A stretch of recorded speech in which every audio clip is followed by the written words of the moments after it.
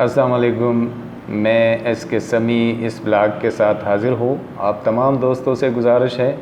کہ مجھے سبسکرائب کریں تاکہ آپ کی فیڈ بیکس کے ذریعے ہماری اصلاح بھی ہو سکے، ہم فردر امپروو کر سکیں۔ ناظرین، بات کریں گے پاکستان میں کرونا کی بڑھتی ہوئی اثرات اور حکومت کی رسپانس پر۔ کرونا وائرس سے متعلق نئی تھیوریز بھی آتی ہیں، دعوے بھی آتی رہتی ہیں۔ کچھ لوگ ایزیوم کرتے ہیں کہ یہ قدرتی وبا نہیں ہے بلکہ چائنا نے خود ڈیولپ کیا ہے، جبکہ کچھ لوگوں کا خیال ہے کہ کرونا وائرس امریکہ نے ہی بنا کر دوسرے ممالک کے ذریعے چائنا کے ایک شہر یوہان میں منتقل کروایا ہے۔ کچھ لوگوں کا خیال ہے کہ مختلف لوگوں نے مل کے اس کو ڈیولپ کیا ہے۔ کچھ لوگ 5G کے ساتھ اس کو ایٹریبیوٹ کرتے ہیں وغیرہ وغیرہ۔ بہرحال یہ بات قبل از وقت ہے کہ اگر یہ مین میڈ وائرس ہے تو اس کی بینیفیشری کون ہے یا کون ہیں۔ لیکن ایک بات ضرور ہے کہ جس طرح ہمارے ملک کے اندر تمام سیاسی پارٹیز کے جو لیڈران ہوتے ہیں، ان کا آپس میں کوئی نہ کوئی مفادات مشترک ہوتے ہیں، جبکہ ووٹرز انہی لیڈرز کے خاطر ایک دوسروں سے لڑتے بھی ہیں، دشمنیاں بھی نبھاتے ہیں، نقصانات بھی اٹھاتے ہیں۔ سیم اسی طرح یہ دوسرے جنگ عظیم کے بعد جو سسٹم انٹروڈیوس کرایا گیا، اس کے بعد جو ہے جو غیر ترقی یافتہ یا ترقی پذیر ممالک ہے تو وہ ان ووٹرز کی طرح کسی نہ کسی ترقی یافتہ ملک کے ساتھ اچھائی کی امید لگا کر الائنس رکھتے ہیں، اور اس طرح چھوٹے ممالک جو ہے ان بڑی طاقتوں کی جنگیں اپنی سر لے کر نہ صرف مختلف پراکسی وارز کے شکار ہو جاتے ہیں بلکہ ان کے ذخائر، پیداوار، حتیٰ کہ ان کی پالیسیز پر بھی بڑی قوتوں کی اجارہ داری ہو جاتی ہے۔ تو کہنے کا مطلب یہ کہ اگر کرونا مصنوعی بھی ہو تو ممکن ہے کئی ممالک کے مفادات اس سے وابستہ ہوں۔ بہرحال اس سٹیج کے اوپر کہ جب کرونا وائرس WHO کے مطابق، باقی اداروں کے مطابق 212 یا اس سے بھی زیادہ ممالک میں آؤٹ بریک کر چکا، تو اس قسم کی انفارمیشن ملنا یا اس پہ تحقیق کرنا کہ یہ کس نے بنایا، کیوں بنایا، تو یہ معنی نہیں رکھتے میرے خیال میں، چاہے انسان نے بنایا ہو یا قدرتی ہو۔ لیکن اب جب ہم تک پہنچ چکا تو ہم نے نمٹنا کیسا ہے، اس سے کس طرح نمٹا جائے، فوکس اسی پہ کرنا چاہیے۔ اچھا، اس سے پہلے کہ ہم اصل بات کی طرف بڑھیں، میں ایک اہم بات بتاتا چلوں کہ وزیر اعظم پاکستان نے بھی یہ بات کی، اور خیبر پختونخوا کے وزیر صحت نے بھی کی، اور تمام میڈیا والے بھی، ہم بھی لوگ یہی بات کہہ رہے ہیں کہ ڈاکٹرز بھی کہہ رہے ہیں کہ یہ وائرس بلکہ کوئی بھی وائرس ہو، وہ کسی امیر یا غریب میں فرق نہیں سمجھتا، یہ کسی کے عہدے، رنگ، نسل کو نہیں دیکھتا، یہ کسی کی کلچرل بیک گراؤنڈ یا کسی کے مطلب ہے کہ لینگویج، اس کو نہیں دیکھتا،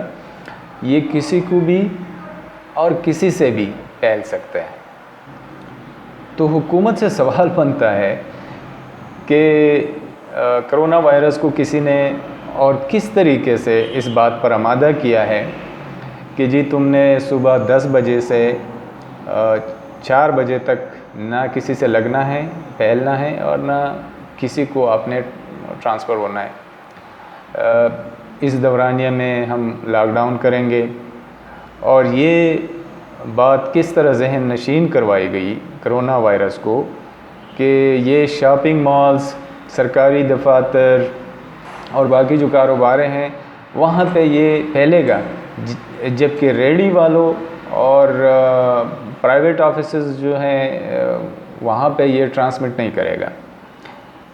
اور اس معاہدے سے بھی اگر کوئی معاہدہ ہوا ہو اس طرح کہ گاؤں مضافات اور بعض شہروں میں اگر بازار کھلی ہو تو کرونا وہاں پہ مطلب معاہدہ کی پاسداری کر کے کچھ نہیں کرے گا، جبکہ کنٹونمنٹ کے علاقے اور سوسائٹیز میں اگر دکانیں یا راستے کھلتے ہیں تو کرونا وہاں پہ پھر پھیلے گا، اور پھر عوام سے ہم بھی گلہ کرتے ہیں کہ لوگ اسے سیریس نہیں لیتے۔ تو اس قسم کے سوالات جب لوگوں کے ذہنوں میں آتے ہوں اور ہم اگر کلیئر نہیں ہوں گے حکومت کی طرف سے یا اتھارٹیز کی طرف سے، تو ظاہر ہے وہ لوگ مذاق ہی سمجھیں گے۔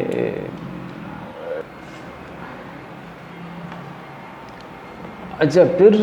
پاکستان میں جو لاک ڈاؤن ہو رہے ہیں، پارشل ہو رہے ہیں یا فلی ہو رہے ہیں، جو بھی ہے، لیکن اس سے جو اثرات ہیں، جو لوگ زیادہ متاثر ہو رہے ہیں، کس طرح متاثر ہو رہے ہیں، اسی پہ بات کریں گے کہ پاکستان میں دو قسم کے غریب لوگ رہتے ہیں۔ غریب پاکستان کے اندر جو 60% غریب ہیں مختلف سروس رپورٹس کے مطابق، تو ان میں دو قسم کے غریب لوگ ہوتے ہیں۔ مختلف ذرائع سے میری ایک رینڈم سروے کے مطابق پاکستان میں 60% لوگوں میں 40 سے 45%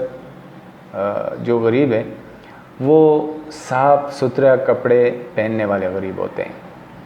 جن کے بارے میں لوگوں کا گمان ہوتا ہے کہ یہ لوگ امیر ہیں، شاید ان کو کسی چیز کی ضرورت نہیں ہے، لیکن یہ وہ لوگ ہیں جن کی آمدنی میں بمشکل ان کا گزارا ہوتا ہے۔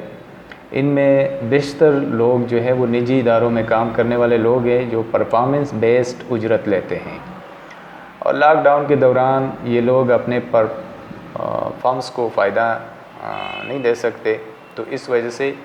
ان کو اجرت نہیں دی جاتی یا تنخواہ نہیں دی جاتی۔ اب جو عام دیہڑی دار لوگ ہوتے ہیں وہ تو ظاہری بات ہے سب لوگوں کو پتہ ہوتے ہیں، ان کے پڑوس میں بھی سارے لوگ ہوتے ہیں، وہ کہتے ہیں جی یہ تو غریب ہے، تو وہ ان کے ساتھ جو ہے کوئی نہ کوئی ہیلپ لوگ کر لیتے ہیں، لیکن یہ جو لوگ ہیں ان کے ساتھ کوئی ہیلپ نہیں کرتا، کیونکہ لوگوں کو گمان ہوتا ہے کہ یہ تو بڑا ٹھیک ٹھاک ہے، اس کا گزارا ہو جاتا ہے، اس کو کس چیز کی ضرورت ہی نہیں ہے۔ تو یہ جب لاک ڈاؤن ہے تو اس کی وجہ سے سب سے زیادہ یہ لوگ متاثر ہو رہے ہیں، کیونکہ یہ جو ہیں کام نہیں کر سکتے، اور یہ وہ لوگ ہیں کہ تمام سرکاری ملازمین و اعلیٰ افسران کی تنخواہوں اور مراعات میں ان کی جیبوں سے بھی پیسہ جاتا ہے کسی نہ کسی طریقے سے۔ یہ لوگ کماتے ہیں اور خرچ کرتے ہیں، اور خرچ کرتے کرتے مختلف ٹیکسز دیتے رہتے ہیں، اور جس سے جو ہیں یہ سرکار کی تنخواہیں اور مراعات اور سسٹم چلتا ہے۔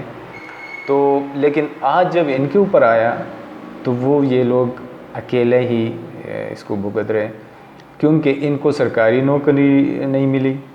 اور نہ امیروں کے گھرانوں میں پیدا ہوئے یہ لوگ، اور یہی وجہ ہے کہ لوگ سرکاری نوکریاں پیسوں سے خریدتے ہیں، اور اس قسم کے حالات میں پھر لوگ کے اندر گورنمنٹ جابز کی مزید کریز بڑھ جاتی ہے، اور کلی بارگینز میں جو ہے منہ مانگے رشوتیں دے کر خرید و فروخت کی جاتی ہے، اور یہ ہر کسی کو پتہ ہے اس میں کوئی۔ لیکن اب اس قسم کے حالات میں اگر جو پرائیویٹ ورکرز ہیں، پرائیویٹ کمپنیز کے اندر میں ورکرز ہیں، وہ اگر افیکٹ ہو رہے ہیں، اور سرکاری لوگ جو ہیں ان کو صرف تنخواہیں مل رہی ہوتی ہے، تو پھر لوگوں کے اندر کریز مزید بڑھ جاتی ہے کہ یہ تو بالکل سیکیور جاب ہوتی ہے، اور اس میں اگر وبا ہو، لاک ڈاؤن ہو، کرفیو ہو، جنگ ہو، جو بھی ہو، ان کو تنخواہ ملتی رہے گی۔ لیکن یہ جو پرائیویٹ سیکٹر کے لوگ ہیں تو ظاہری بات ہے کہ یہ مالکان ہوتے ہیں ان کے، تو ان کو جب آپ فائدہ نہیں دیں گے تو وہ آپ کو تنخواہ کس طرح دے سکتے ہیں؟